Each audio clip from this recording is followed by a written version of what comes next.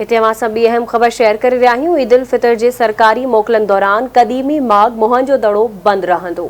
अहम ख़बर अवां खे ॾियूं पिया। ईद उल फितर जी सरकारी मोकलनि जे दौरान क़दीमी माग मुहन जो दड़ो खे बंदि रखियो वेंदो। हिकु भेरो ॿीहर अवां खे आगाह कयूं पिया। ईद उल फितर जी सरकारी मोकलनि दौरान क़दीमी माग मुहन जे दड़े खे बंदि रखियो वेंदो। क़दीमी माग जो म्यूज़ियम ऐं पार्क आम माण्हुनि लाइ खुलियल रहंदा, जंहिंजो नोटिफिकेशन जारी कयो वियो आहे। ईद जी मोकलुनि दौरान सॼी सिंध मां हज़ारे माण्हू माग ते घुमण लाइ ईंदा, जंहिं सबबु क़दीम आसारनि खे नुक़सान थियण जो ख़तरो आहे। डायरेक्टर आर्कियोलॉजी जो इहो चवणु आहे, क़दीम आसार बंदि करे म्यूज़ियम ऐं पार्क खुलियल रखिया वेंदा।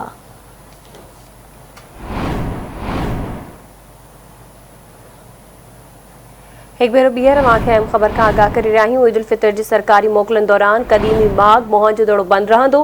क़दीमी माग जो म्यूज़ियम ऐं पार्क आम माण्हुनि लाइ खुलियल रहंदा, नोटिफिकेशन बि जारी कयो वियो आहे।